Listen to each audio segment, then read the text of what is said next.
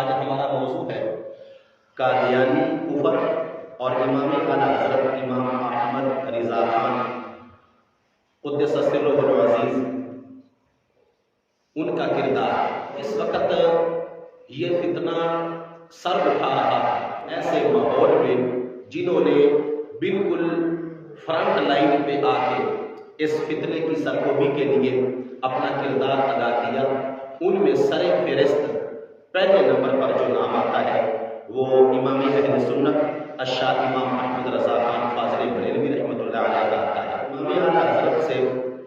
یہ پوچھا گیا کہ قادیانی کے بارے میں ایک بندے کا موقف کیا ہونا چاہیے۔ پوچھا گیا کہ کیا فرماتے ہیں علماء دین اس مسئلہ میں کہ مرزائی مذہب شخص کی دختر یعنی کہ مرزائی بندہ اور اس کی بیٹی نابالغہ سے جو عقد نکاح ہو گیا ہے وہ شرعاً جائز ہے یا ناجائز ہے؟ تو امام اعلیٰ حضرت سے پوچھا گیا کہ باپ اس کا انتقال کر چکا ہے لڑکی کا، صرف اس کی والدہ زندہ ہے اور والدہ نے نکاح ایک حنفی مذہب سے کر دیا، یعنی کہ ایسے بندے کے ساتھ اس لڑکی کا نکاح کیا جو حنفی مذہب کو مانتا ہے، سنی ہے، اہل سنت ہے اور امام اعظم ابو حنیفہ رحمۃ اللہ علیہ کی فقہ کا ماننے والا ہے۔ سوال یہ پوچھا گیا کہ لڑکی امام اعلیٰ حضرت نے جس وقت یہ فتنہ اٹھا اور اس وقت پھر اس فتنے سے متاثر ہو کر جو لوگوں پر اثرات پڑے تو لوگ پھر علماء سے رجوع کرتے اور ان سے مسائل پوچھتے، تو جب یہ پوچھا گیا کہ ہے مرزائی، بیٹی نابالغہ ہے، نکاح اس کی ماں نے کیا ہے، تو وہ نکاح ہوا یا نہ ہوا اس کا شرعی حکم پوچھا جا رہا ہے۔ تو امام اعلیٰ حضرت نے جواب دیا مرزائی مرتد ہے، جس طرح کہ حسام الحرمین میں بیان ہو چکا ہے، مرتد مرد ہو یا عورت ہو اس کا نکاح کسی مسلمان سے، کافر سے،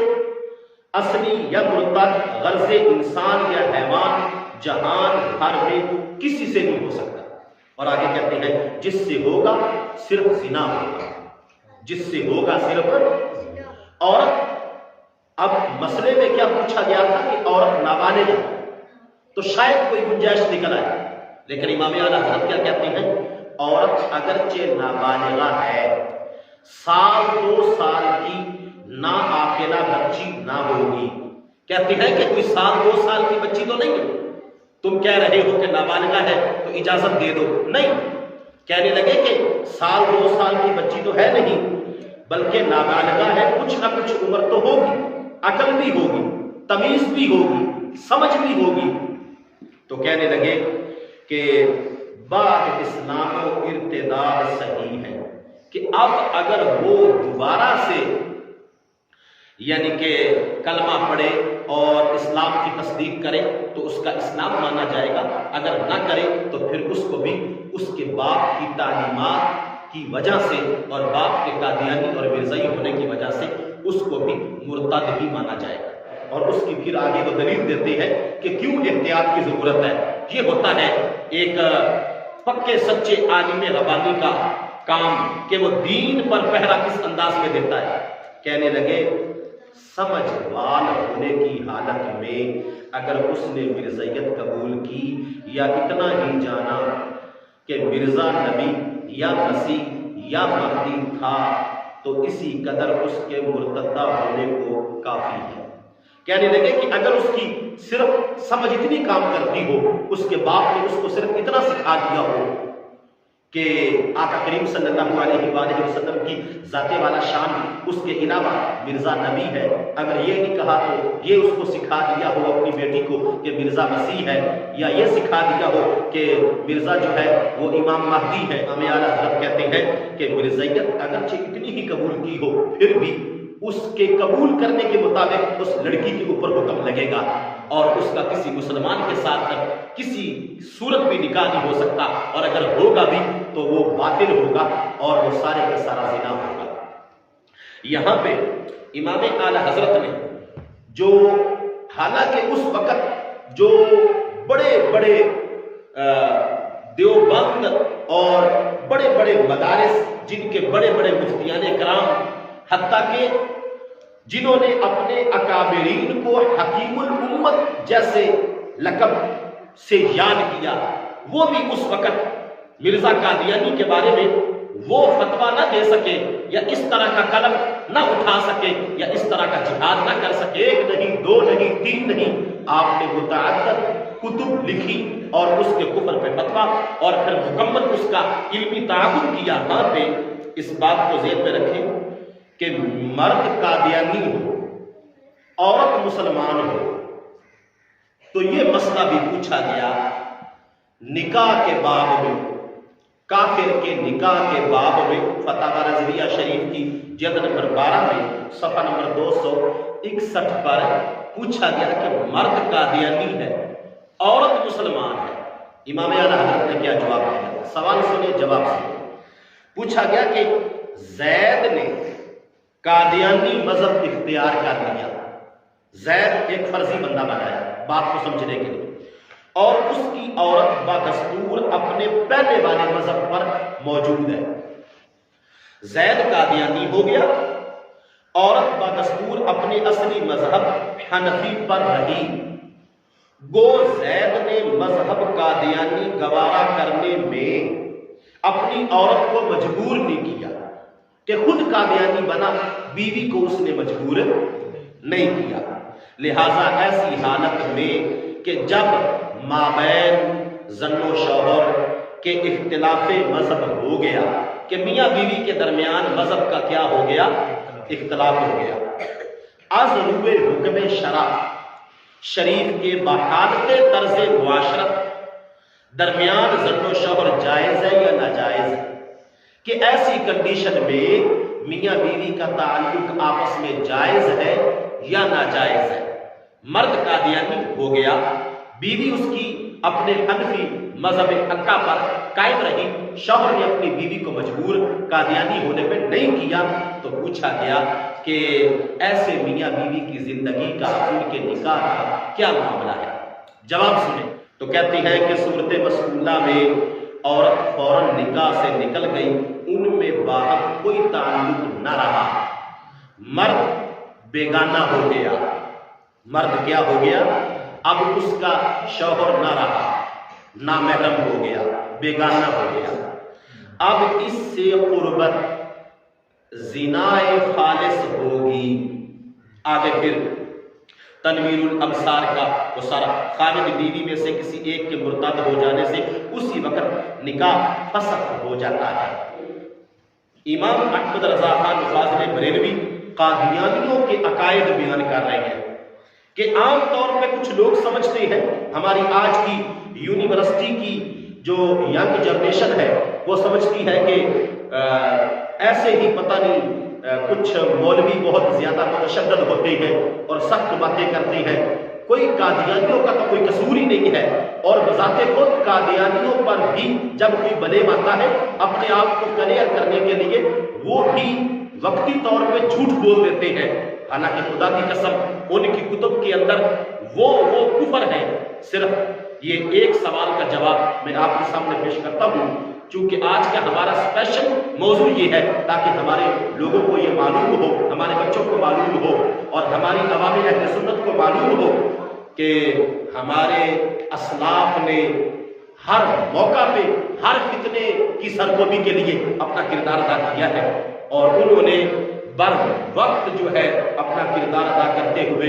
جو ہے آقا کریم صلی اللہ علیہ وآلہ وسلم کی ناموس اور ختم نبوت پر پہرا دینے کا حق ادا کیا ہے۔ اس کا ہمیں مکمل علم ہونا چاہیے تاکہ آج ہم بھی ان کے نقش قدم پہ چل سکیں۔ پوچھا گیا کہ قادیانیوں سے کس طرح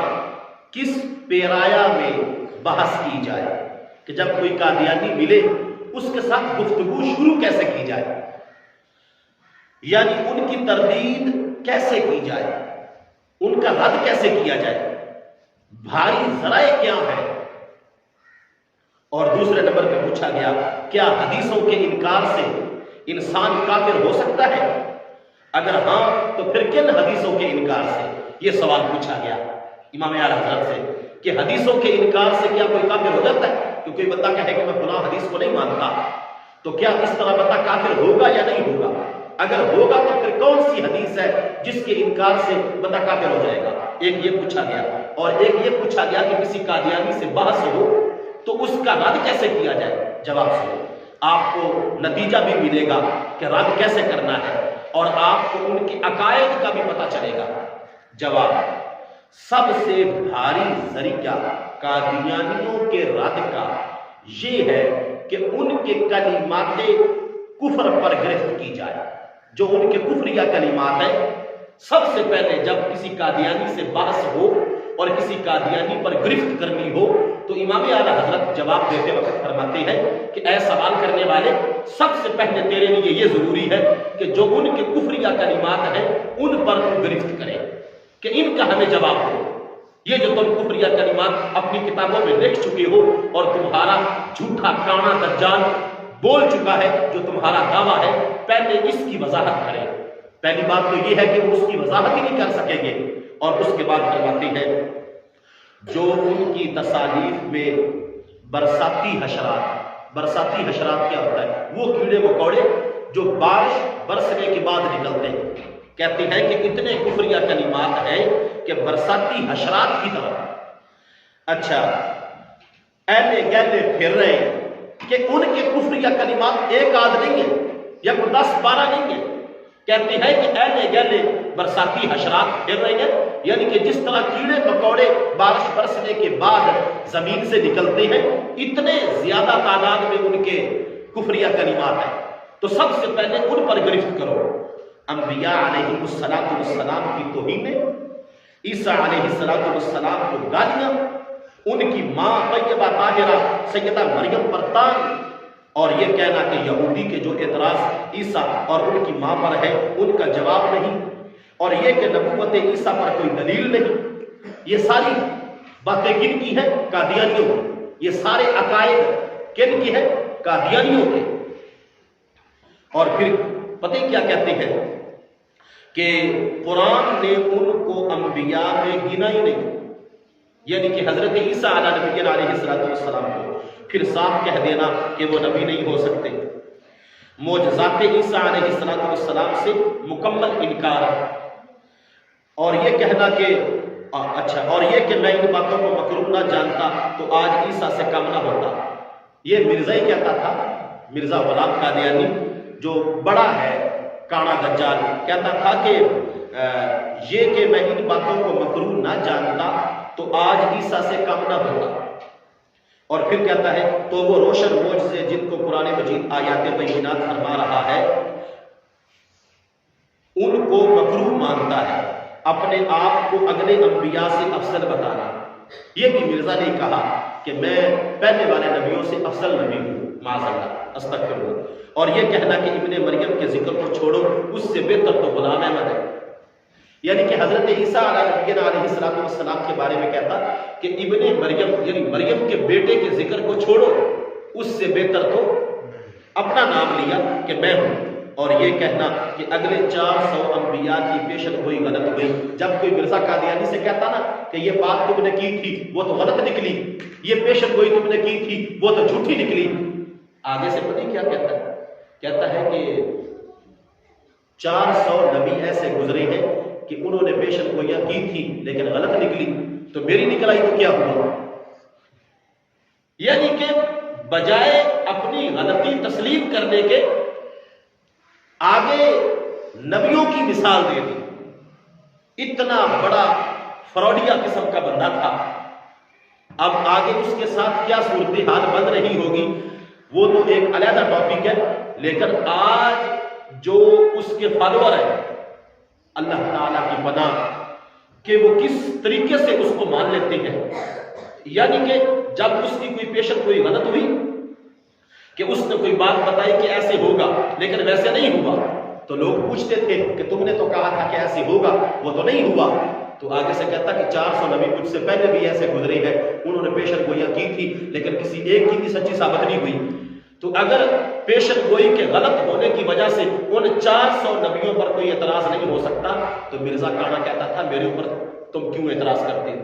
یعنی اس طرح کر کے اپنے لوگوں کو محفوظ کرتا تھا۔ اتنا شاطر قسم کا آدمی اور اتنے غلیظ اور گندے قسم کے عقائد اس نے بیان کیے، لکھے، اور آگے ان کے جو فالوور ہیں وہ ان پر عمل بھی کر رہے ہیں، اور اتنی گندی نظریاتی فکر ہونے کے باوجود وہ مکمل طور پہ اس کو سپورٹ بھی کر رہے ہیں۔ کیوں؟ یہ یہودیت کا چربا ہے، نصرانیت کا چربا ہے، اور یہ جو قادیانیت ہے یہ ایسا پلانٹڈ ایک یہود و نصارہ اور اسلام مخالف طاقتوں کی طرف سے لگایا گیا پودا ہے کہ جس کی ہر ٹہنی، ہر شاخ، بیج سے لے کے پتے کی کوپل تک مکمل زہر ہی زہر ہے۔ لہذا میں یہ بات کئی مرتبہ کر چکا ہوں کہ یہودیت نے اور عیسائیت نے بہت نقصان دیا مسلمانوں کو، لیکن جو نقصان قادیانیوں نے دیا ہے شاید کہ اتنا نقصان وہ بھی نہیں دے سکے۔ آگے پھر یہ مزید لکھتا ہے، اللہ اکبر استغفر اللہ، کہتا ہے کہ عیسیٰ علیہ السلام کی 4 دادیاں اور 4 نانیاں معاذ اللہ زانیاں تھیں، کہ 4 دادیاں حضرت عیسیٰ علیہ السلام کی اور 4 نانیاں۔ پھر آگے کیا کہتا ہے یہ بھی، اب یہ میں ان کے عقائد آپ کے سامنے کچھ جو ہے مختصر وقت میں بیان کر رہا ہوں۔ کہتا ہے کہ اسی خون سے حضرت عیسیٰ علیہ السلام کی پیدائش ہوئی، دادیوں اور نانیوں کے زنا کے خون سے کہتا ہے کہ ان کی پیدائش ہوئی۔ استغفر اللہ، اپنے آپ کو نبی کہنا، اپنی طرف وحی الہی کا دعویٰ کرنا، اپنی بنائی ہوئی کتاب کو کلام الہی کہنا، جس طرح کہ میں نے پہلے آپ کو بتایا کہ ان کی کتاب ہے تذکرہ، جس کو وہ قرآن کا درجہ دیتے ہیں، اور جتنی بھی اس کی جھوٹی وحی کا سلسلہ ہے جو کہتی ہے کہ یہ وحی آئی، یہ آئی، یہ آئی، وہ کچھ قرآن سے لفظ چرایا، کچھ کہیں سے چرایا، ساتھ اپنی طرف سے عربی عبارت ملائی، اور وہ مکمل انہوں نے بنایا ہوا ہے۔ تو یہ سارے امام اعلیٰ حضرت نے اس سوال کے جواب میں جو ہے جلد نمبر 14 کے اندر صفحہ نمبر 279 پہ مکمل جواب دیا کہ یہ عقائد ہے ان کے۔ نبی بھی اس نے اپنے آپ کو کہلوایا، وحی الہی کا دعویٰ بھی کیا، اپنی بنائی ہوئی کتاب کو اللہ کی کتاب کے مقابلے میں لانچ کیا، کھڑا کیا، اور پھر کہتا ہے کہ آیہ کریمہ جو ہے نا قرآن مجید میں، مبشرا برسول یأتی من بعد اسمہ احمد، یہ پارہ نمبر 16 کی آیت مبارکہ ہے، غالباً آیت نمبر 61 ہے، 61 ہے۔ یہ حضرت عیسیٰ علیہ السلام جب تبلیغ کر رہے تھے تو اس وقت انہوں نے آقا و مولا حضرت محمد مصطفیٰ حضور خاتم النبیین و خاتم المعصومین احمد مجتبیٰ جناب محمد مصطفیٰ صلی اللہ علیہ وآلہ وسلم کی آمد کی پیشن گوئی کی تھی، اور آقا کریم کی جلوہ گری کی خبر دی تھی، مبشرا برسول یأتی من بعد اسمہ احمد، کہ میرے بعد ایک ایسا رسول آنے والا ہے، میں تمہیں اس کی خوشخبری دیتا ہوں، نام اس کا احمد ہوگا، نام اس کا کیا ہوگا؟ احمد۔ تو کہتا ہے کہ یہ آیت میرے بارے میں، مرزا قادیانی کیا کہتا ہے کہ یہ آیت مبشرا برسول یأتی من بعد اسمہ احمد، کہتا ہے کہ ان رسول کی بشارت سناتا ہوں جو میرے بعد تشریف لائیں گے، ان کا نام احمد ہے، اس سے مراد میں مرزا قادیانی خود ہوں، معاذ اللہ استغفر اللہ، یہ وہ کہتا ہے۔ اب اتنے بڑے کفر اور اتنے بڑے، یعنی کہ کوئی ایک گالی نہیں، کوئی ایک غلط نظریہ نہیں، تو آگے پھر آپ خود حساب لگا لیں کہ ان سے بچنا کتنا زیادہ ضروری ہے اور کتنا زیادہ مشکل بھی ہے۔ تو اس صورت میں امام اعلیٰ حضرت شاہ امام احمد رضا خان فاضل بریلوی رحمۃ اللہ علیہ وہ پہلے شخص ہیں کہ جنہوں نے سب سے پہلے قادیانیوں کے خلاف قلم کے ذریعے